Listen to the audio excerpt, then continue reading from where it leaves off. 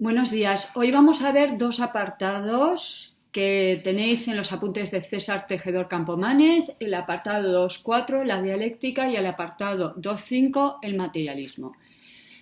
Los dos términos los hemos utilizado con muchos filósofos, así que cuidado porque esto puede dar pie a mucha confusión. Empezamos con la dialéctica. Hacemos rápido repasito. La dialéctica de Platón era el método de preguntas y respuestas gracias a los cuales íbamos ascendiendo, los alumnos de Platón iban ascendiendo, eran hipótesis, peldaños que permitían ir subiendo en el saber hasta alcanzar el conocimiento de las ideas, sobre todo de la idea de bien, y aparece en la República. Aristóteles también tiene una dialéctica, no la vimos porque ya vimos que es que Aristóteles nos faltaba espacio, teníamos excesiva información, pero os advierto que tiene una dialéctica y que cuidado que esa dialéctica no es la dialéctica platónica. Si Aristóteles rechaza la teoría de las ideas, no va a aceptar, por lo tanto, que haya un método que permita el conocimiento de las ideas, entendidos como sustancias, esencias eternas separadas de este mundo. Vamos con Kant. Kant tiene también una dialéctica. La dialéctica de Kant aparece en la Crítica de la razón pura. Vimos que analiza primero las sensaciones, posteriormente el entendimiento y por último la razón. La dialéctica kantiana es cuando hace una reflexión sobre la razón, y la razón es lo que permite el conocimiento de las ideas. Vamos a matizar el pensamiento de las ideas. No se conocen, pero se pueden pensar. Como son ideas, utiliza el término dialéctica, pero ni las ideas son las mismas, que Platón no es el bien, la justicia, la belleza, son Dios, alma y mundo, ni están fuera de este mundo. Pertenecen a la razón humana.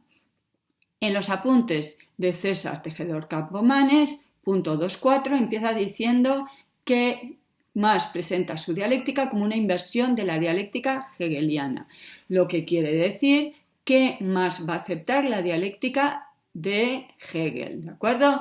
Pero le da la vuelta. Ya veremos qué quiere decir esto de darle la vuelta al sistema hegeliano.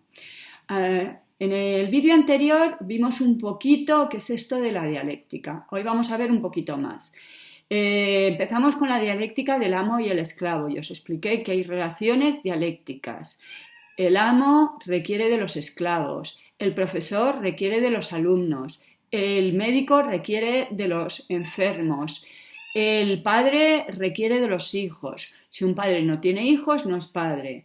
En la época de Marx, y lo que le preocupa más, el burgués requiere de los proletarios. Si yo tengo una fábrica y no tengo proletarios, la fábrica no funciona. Entonces, son relaciones dialécticas. Pero esas relaciones dialécticas, como ya sabéis, porque el año pasado leísteis el Manifiesto Comunista, conllevan una contradicción. Hay una lucha de clases. Los intereses del capitalista no son los intereses del proletariado. Para el capitalista viene muy bien pagar una miseria a los proletarios. Para los proletarios es un horror que les paguen una miseria. Entonces, no solo se autodefinen entre sí, sino que son contradictorios esos dos términos. Marx va a ser muy crítico con la dialéctica hegeliana. ¿Y por qué va a ser muy crítico? Por muchas razones, pero una de ellas. Una de las razones por las cuales es muy crítico es porque el sistema hegeliano viene a justificar la realidad. Hegel decía que la filosofía era como el vuelo de la lechuza. Os recuerdo que la diosa Atenea llevaba una lechuza. La lechuza representa la filosofía. La lechuza es un ave nocturno. Atenea era, paréntesis, la diosa de la sabiduría, ¿os acordáis? Porque nace de la cabeza de Zeus.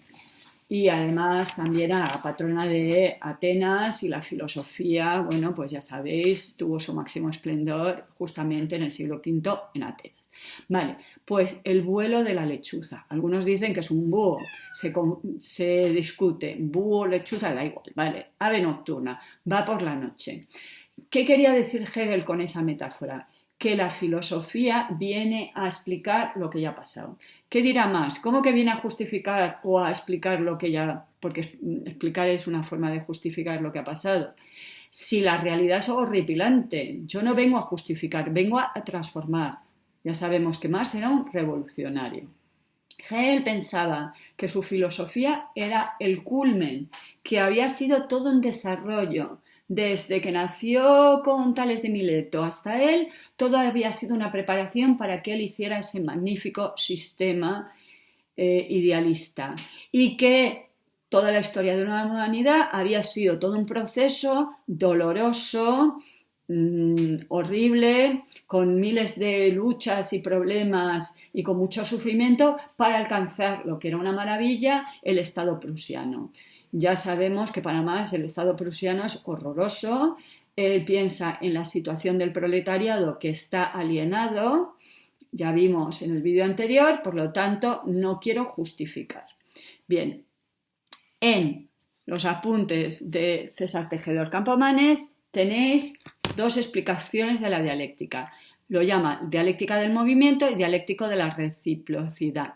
Yo me saltaría el segundo. Yo explico los dos, pero yo me saltaría el segundo. Vale, vamos con la dialéctica del movimiento. La dialéctica del movimiento sería la que es más parecida a la hegeliana y sería triádica. Tendría tres.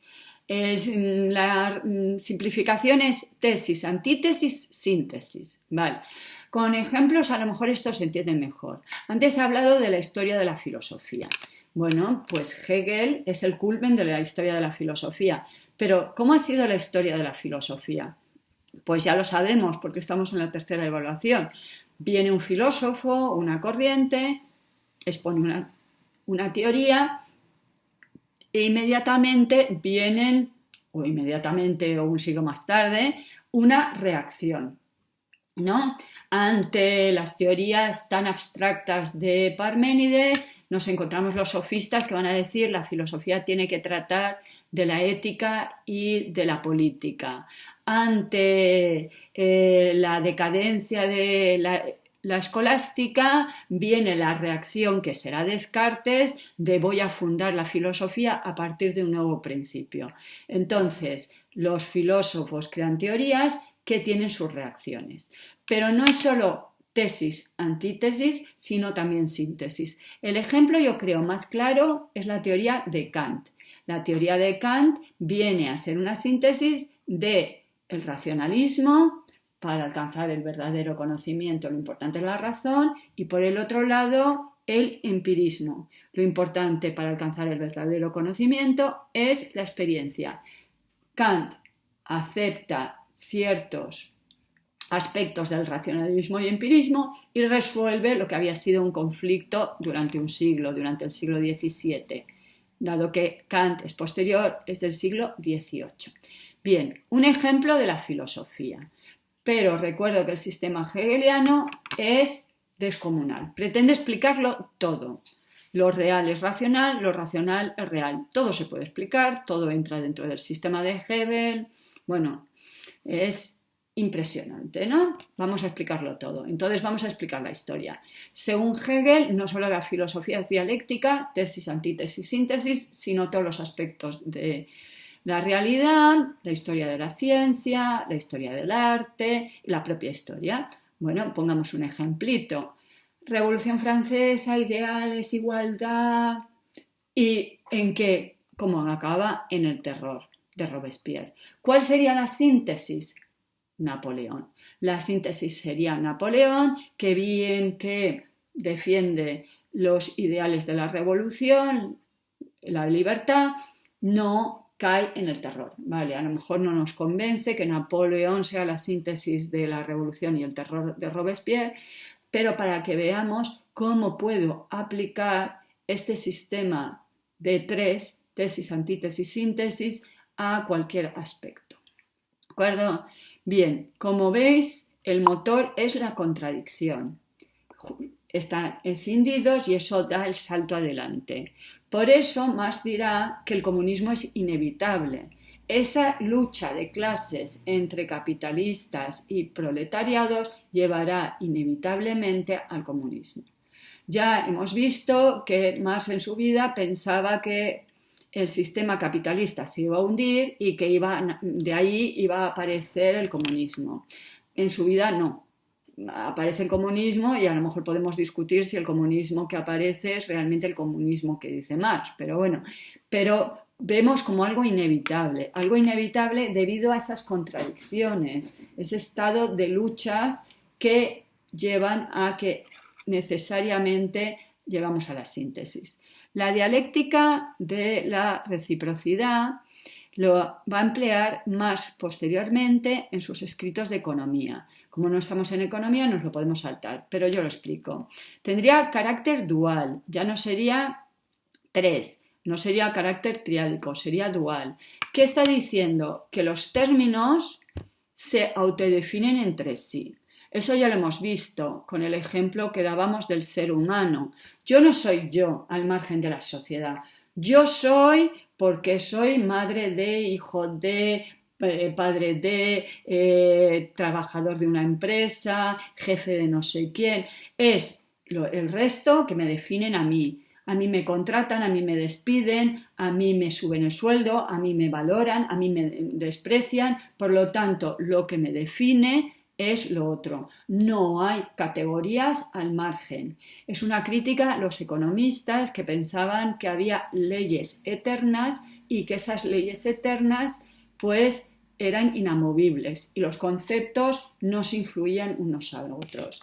La imagen de César Tejedor Campomanes dice es el péndulo, ante una acción, una reacción. La otra sería la espiral, ante una tesis, la antítesis. Pero espiral, ¿por qué? Porque vamos hacia algún sitio. Para Hegel, la libertad, para Marx, el comunismo. Vamos con el materialismo, ¿de acuerdo? Podemos decir que las teorías de Marx son el materialismo histórico y podríamos decir que las teorías de Engels son el materialismo dialéctico. Veremos las dos, pero antes de ver el materialismo histórico y el materialismo dialéctico, vamos a pararnos un momentito en qué es el materialismo. Aquí, esto es una pausa, tenemos un cuadro, lo importante que es la ciudad, yo desde mi balcón observo la ciudad. Vale. Vamos con el materialismo. Igual que hemos hecho antes con el término dialéctica, vamos con el término materialismo. Os recuerdo que ya hemos visto, y desde Leibniz, racionalista, un poquito posterior a Descartes, pero racionalista, se suele distinguir entre materialistas e idealistas. Materialistas, Epicuro y Demócrito. Idealista, Platón. Materialista, solo existe la materia. Idealista, solo existen las ideas. Ya vimos que las dos teorías tienen muchos problemas. Por eso hay autores como Descartes que son dualistas. Existe el pensamiento, pero existe la materia. Luego tenemos el problema de la comunicación entre las dos, pero bueno, tenemos dualistas y monistas que dicen solo existe la materia o solo existen las ideas. Bien, os dije que la tesis doctoral de Marx era sobre Epicuro y Demócrito. Conoce, por lo tanto, el materialismo, pero su materialismo no es ese. ¿Cuál es el materialismo de Marx? El materialismo de Marx y Engels es polémico. Estoy llevándole la contraria a Hegel, pues entonces si él es idealista yo voy a ser materialista. Vale, ya os dije que pensar que el materialismo de Marx es pensar cuáles son las condiciones materiales de la existencia. No quiere decir, por lo tanto, que lo único que existe es la materia. Quiere decir cómo es posible que un ser humano, una sociedad, puedan alimentarse, calentarse, criar a sus hijos, las condiciones materiales, ¿de acuerdo? Que es lo que permite la supervivencia de la especie y del individuo. Bien, entonces, cuidado. Vale. Engels considera que el problema básico de la filosofía ha sido las relaciones entre pensar y ser. Y que hay ciertos filósofos, los idealistas, que ponen más peso en el pensamiento, y hay ciertos filósofos, como los materialistas, que ponen más peso en el ser. ¿Vale? Entonces, pregunta, ¿qué es más importante? ¿Lo que pienso o lo que soy? Si cambio mi pensamiento, cambio mi ser, o si cambio mi ser, cambio mi pensamiento. Los idealistas dirían que lo importante es el pensamiento. Los materialistas dirían el ser, ¿vale? A ver, vamos a hacerlo un poquito así cómico, ¿no? Los que opinan es que si yo tengo pensamiento positivo, entonces ya mi vida será buena, porque si, claro, pienso bien, pues entonces me irá todo bien, ¿vale? ¿Qué diría un marxista? Pues como te toque tener 14 años y trabajar 15 horas en una mina en Colombia, pues a lo mejor no tienes mucho tiempo para pensar de forma positiva, ¿de acuerdo? Entonces, ¿es mi pensamiento que me lleva a que yo sea de una forma o es como soy que me lleva a pensar? Porque el pobre niño ahí trabajando horas y horas a destajo en la mina, pues no va a tener mucho tiempo para leer, para educarse, para cultivarse, entonces su pensamiento será un poquito limitado, ¿no? Bien, entonces, ¿qué es más importante? Pero lo importante es que veamos que ninguno está diciendo no existe. Ni los que afirman que lo principal es el pensamiento están diciendo que no existan las condiciones materiales, ni los que dicen que las condiciones materiales son fundamentales, está diciendo que no exista el pensamiento, ¿de acuerdo? No están negando. Vale, vamos a ver las dos formas que hay de materialismo.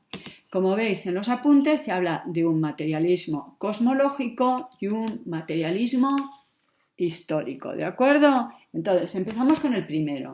El primero es el que decíamos que es una teoría metafísica, es decir, que lo importante es darle prioridad. Los idealistas considerarán que el espíritu se aliena en la materia, por lo tanto es prioritario el espíritu, las ideas frente a lo material, y los materialistas consideran que es prioritario la materia frente al pensamiento. Vale, y luego está el materialismo histórico. El materialismo histórico es ¿cuál es el motor de la historia? ¿Las grandes ideas o las condiciones materiales? Vale, pongamos por caso la Revolución Francesa. ¿Qué llevó a la Revolución Francesa? El idealista diría que las ideas. Durante un siglo, los ilustrados, primero en Inglaterra y luego en Francia, empezaron a introducir nuevas ideas, como la idea de libertad, como la idea de igualdad. Fueron esas grandes ideas lo que hizo que estallara la Revolución Francesa, o es, como hay un incidente que se habla, que las madres vieron cómo se les morían los hijos y fueron a Versalles a decirle a la reina, se me muere mi hijo, que se dice normalmente, si no tienen pan, dijo la reina, pues que coman galletas o magdalenas, no recuerdo, ¿vale? Entonces, ¿qué es lo principal? Lo que mueve la historia son las grandes ideas, libertad, igualdad, fraternidad, o lo que mueve la historia son las condiciones materiales. No tengo para comer, me estoy congelando. Esas serían las dos posturas. La primera sería la de Engels, la segunda sería la de Marx. Como veis, ninguna de las dos está diciendo solo existe la materia. Esa sería la teoría de Epicuro y de Demócrito. Mañana seguimos con el materialismo dialéctico y luego veremos el materialismo histórico, que es la teoría de Marx. Hasta mañana.